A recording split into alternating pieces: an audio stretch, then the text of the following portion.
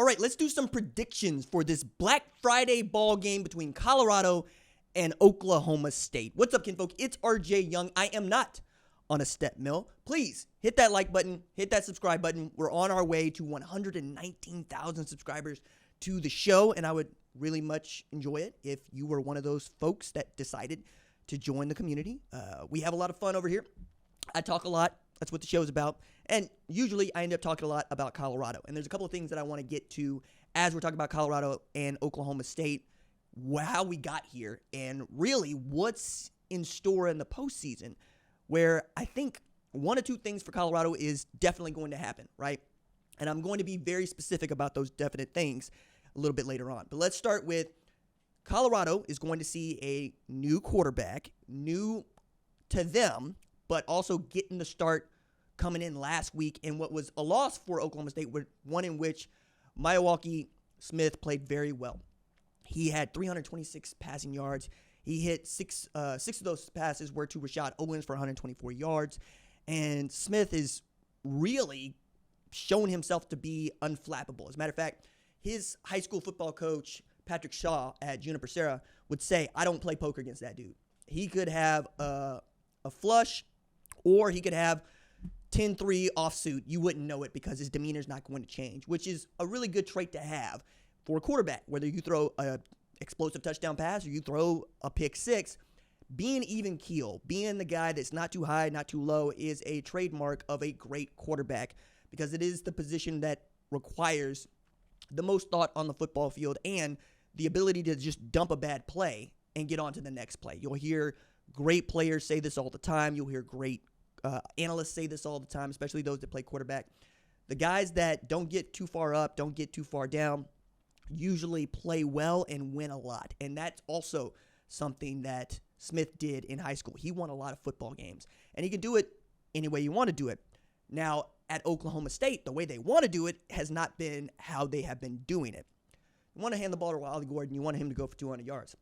Going into this game, Ollie Gordon still needs 130 yards to get to 1,000 rush yards. And it's possible, right? Given what that Colorado run defense looked like last week against Kansas, yeah, dog, he might get to 1,200 yards if they ain't interested in tackling him. Because that was the one thing that I think if you're going to pick on Colorado last week for what they were doing against Kansas, it's just not putting guys on the ground, particularly Devin Neal, right? This great run defense that we saw stop Mekhi Bernard, stop that Utah rushing attack was nowhere to be seen. And I think Robert Livingston is going to do his best to try to figure out what that is. Maybe getting Cokes back in the lineup is going to help with that, but I just don't see any reason for why Casey Dunn and Mike Gundy would want to do much different than ask Smith to hand the ball to Ollie Gordon until such a time as he can open it up and then, go for three bills with Brennan Presley, with Rashad Owens, with Deshaun Stribling, and on down the line. Speaking of Mike Gundy, what a wild ride that dude is, period. This Big 12 conference has two dudes that turn any media conference into their own, and they hold court and are a lot of fun to listen to talk, whether or not you are, or I should say, they're entertaining to listen to talk. You might not like what they have to say. You might not like the way that they say it, but you are listening, right? That's true of Prime, and it's been true of Gundy, who, I'm 40 going all the way back. And he's been that dude forever, and he's not going to turn that down.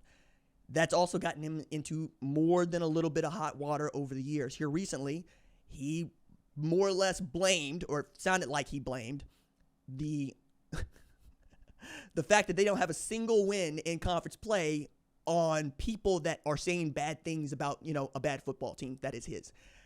I thought that was funny. He walked that back, but this could be a season in which Oklahoma State goes winless in Big 12 conference play without Texas and Oklahoma in the mix. I don't think anybody saw that coming. As a matter of fact, as much as it's been cool to see Kansas's turnaround, right? 3 consecutive wins against top 25 opponents with a losing record. First team in FBS to ever do that. They were a top 25 team for me and for many, right, at the start of the year. Oklahoma State was also there. And this whole Big 12 has been topsy-turvy because we just haven't been able to figure out what the hell is going on at Oklahoma State because they've been in some ball games and they beat some good teams, right? Arkansas, I think, is a good team. I know this because they beat Tennessee. And Arkansas did everything they could to help Oklahoma State win that game earlier in the year, but they won it, right? I'm also looking around and you're playing musical chairs at quarterback, which is the thing that I know Mike Gundy hates doing. He's had 3 different dudes get out there and throw passes. And he thought that Alan Bowman was going to be that guy. You're getting him back for another year. You had that entire offensive line return going into this thing. And it just hasn't worked out for you, right?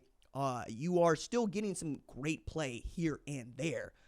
But I continue to look at guys like Trey Rucker and go, man, what if that dude was playing on a football team that was really great? The way that we got to see last year, it was a lot of fun to watch Nick Martin run around and make 140 tackles in a game, right?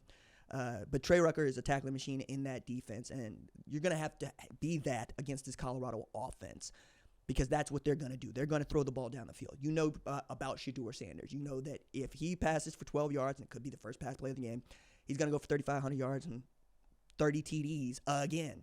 Just found money is how you got to look at anything that you can get against him, right? Because you have to plan on him being particularly awesome and find ways to beat him. That means that you have to try to take away Travis Hunter, try to take away Will Shepherd, force the ball to LaJohntay Wester. If Jimmy Horn's healthy, force the ball to him.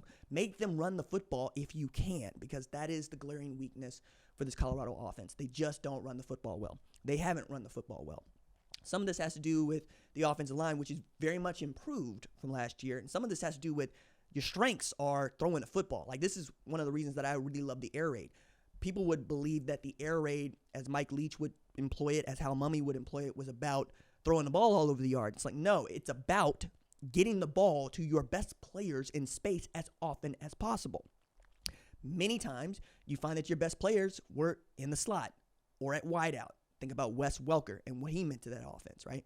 You can go down the line on this, right? Think about Jason Morrow with Cliff Kingsbury. I love watching that dude play tight end. You could even take it all the way back to some really talented tailbacks that they would just flex out and make it happen. At Colorado, you know what time it is, right? It's Travis Hunter. It's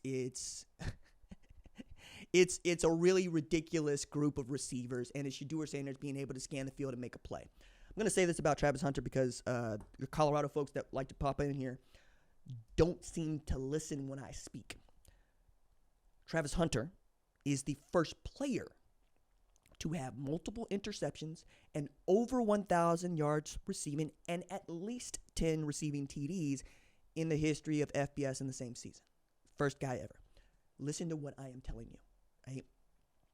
What that dude has been able to do on both sides of the ball from a stamina standpoint, from a production standpoint, from a talent standpoint, we just haven't seen before. It's never happened. It's never happened. I've said this, but I will probably continue to just kind of poke at it. Leaving him off of the Thorpe Award finalist list, I couldn't agree with that. I don't agree with that. That's ridiculous to me. If he doesn't win it, he doesn't win it.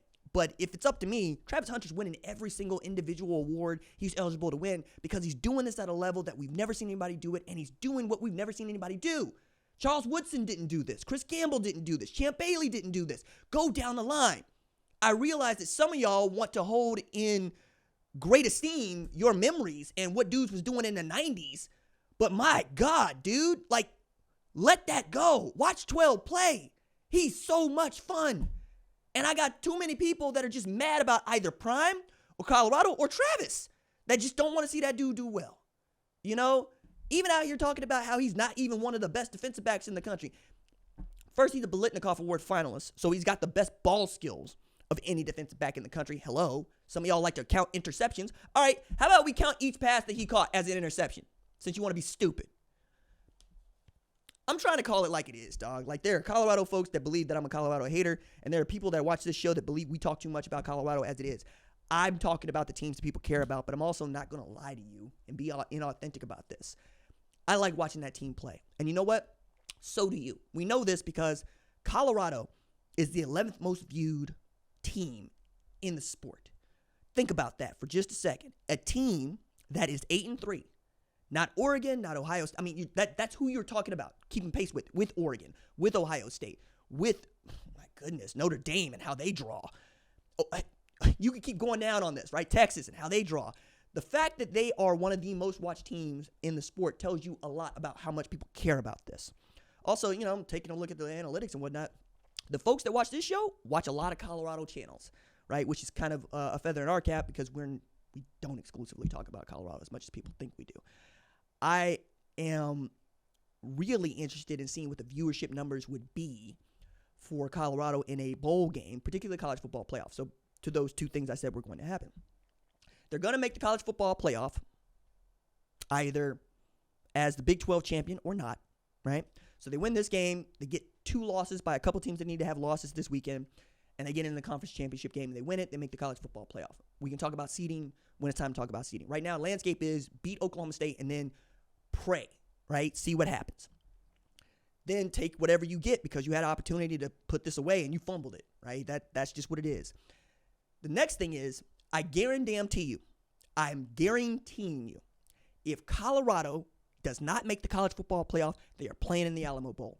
I'm guaranteeing it. The reason I can guarantee this is because the Alamo Bowl knows what you know, what I know. Colorado draws. But the Alamo Bowl has a Pac-12 and a Big 12 tie-in. Yes, it does. But you can pull from last year's Pac-12 for anybody that you want in that spot, and you can pull from this year's Big 12 from anybody you want in that spot. So you could have Colorado versus BYU. You could have Colorado versus Wazoo. You could have Colorado versus Arizona State. You could have all sorts of permutations, but they're all going to lead back to Colorado because they know, like I know, you want to sell tickets to your bowl game, especially now when we're trying to figure out what the hell to do with these bowls that aren't a part of the college football playoff, but also make the postseason worthwhile. One of the ways you make the postseason worthwhile is by guaranteeing that you pick a team where the coach has already come out and said, my first-round draft pick at quarterback, my first-round draft pick at wide receiver and defensive back, those guys are playing. They can't wait for Colorado to not get invited to the college football playoff because it's going to be the first thing that they say out loud. I'm guaranteeing you this. And if it doesn't happen, we can talk about that later. But I can't. Nah, dog. I need to come up with one of these wild YouTube challenges for myself if they don't take Colorado in the Alamo Bowl because it might be the stupidest thing that I have seen since leaving Travis Hunter off of the Thorpe Award finalist list. Prediction. Let's go with Colorado 34-23. Just because I think Smith is he's gonna pop a couple of times, and maybe Ollie Gordon wants to run angry, but that's not always a great thing. But at the end of the day, I expect to see a 9-win Colorado finish this with an opportunity to get double-digit wins for the first time since 2016, and then crossing fingers and all of that stuff, trying to get into college football playoff, only for them to maybe, perhaps, end up in San Antonio playing the Alamo Bowl against a former Pac-12 foe, new Big 12 foe, or Wazoo. Fun.